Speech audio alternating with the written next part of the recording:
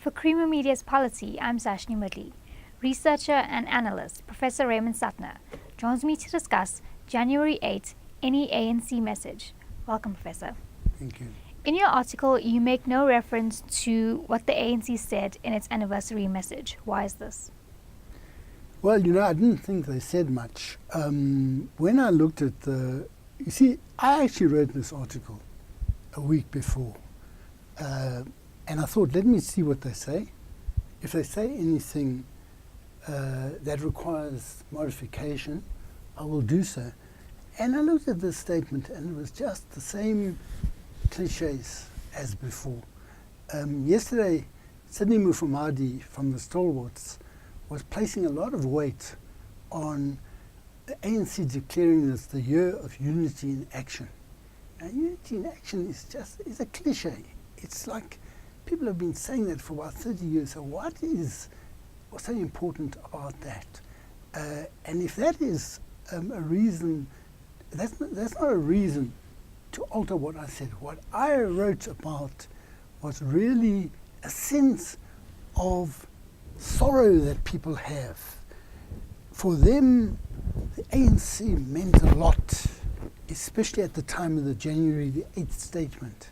Now they don't know where to look. So I was trying to capture that sort of atmosphere.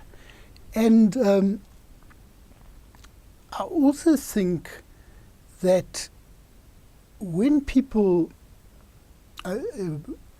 look at the January 8th statement, it's a completely different period now. In the period that I was writing about in the past, the ANC was fighting the apartheid regime, and it was the ANC they were writing about.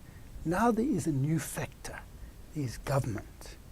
And Marion Sprague remarked on Facebook that is she missing something because this is all about government, what's happened to the ANC.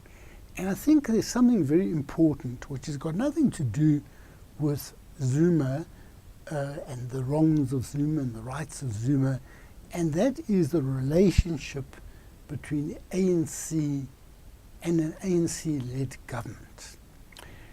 We used to speak in the discourse of revolution as if the liberation movement would drive transformation, in other words, government would do what the liberation movement wanted.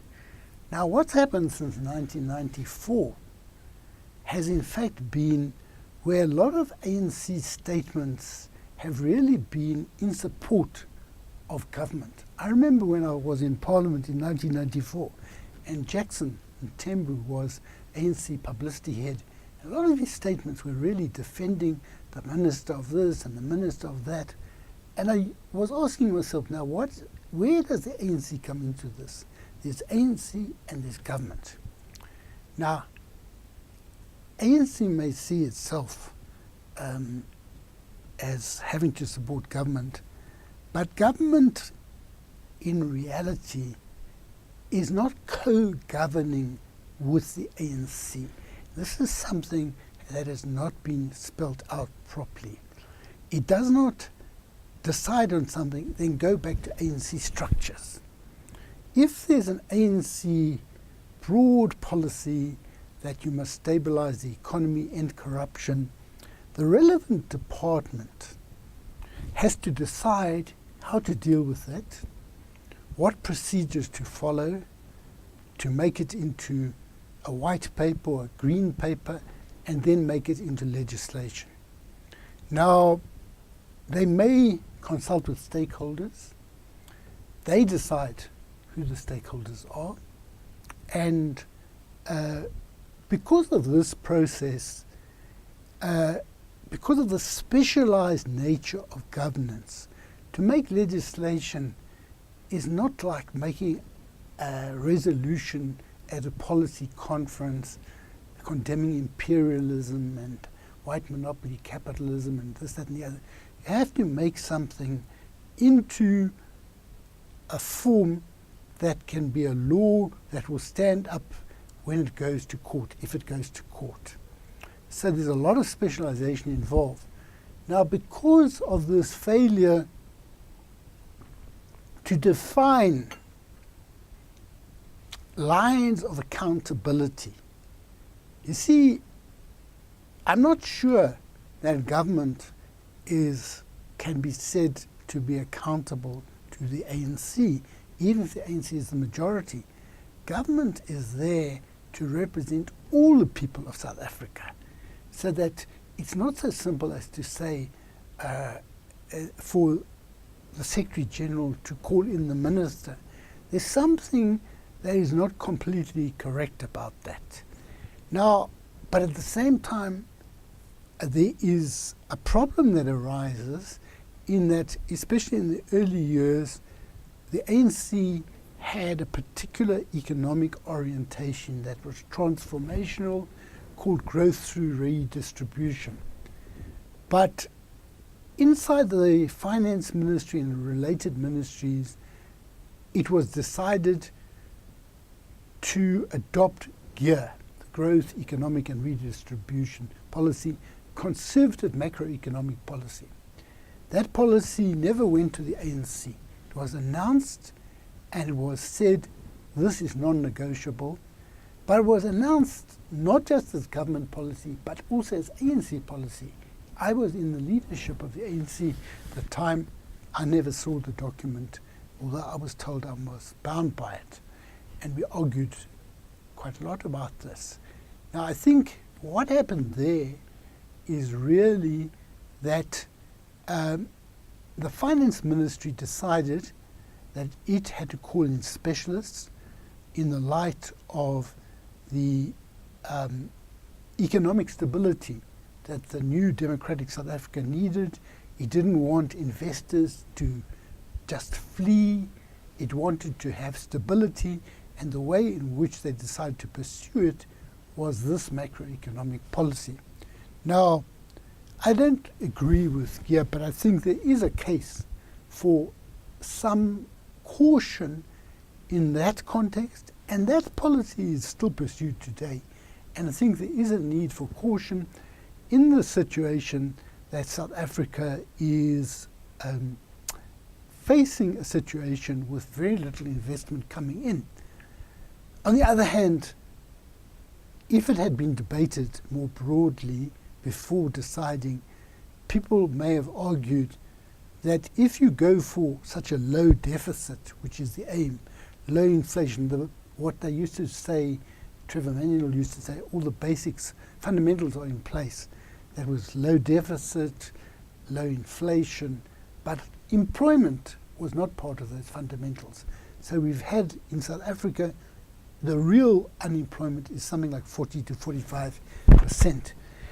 So I think there's this problem, but for people who want a transformation in South Africa, for example, the EFF says we want back the land, or people say the educational system, there's a lot of wastage, there's not enough money invested in higher education, but there's wastage in primary education.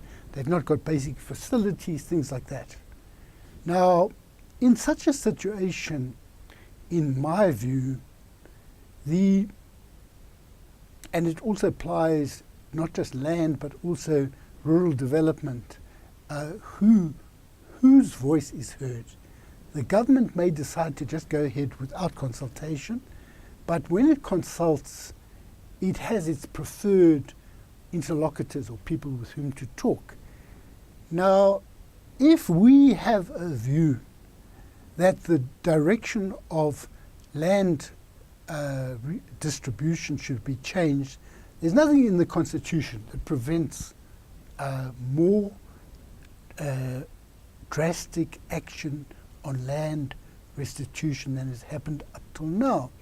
What they say is there's a lack of political will. Now, political will is not dependent just on the minister. It's up to us. If we are located in some of these rural areas where there's land that is needed, people need to find ways of organizing themselves and demanding that there are also stakeholders who must be heard, so that slogans about give us back the land must be translated into organizational programs to ensure that that land is redistributed, but in a way that is viable.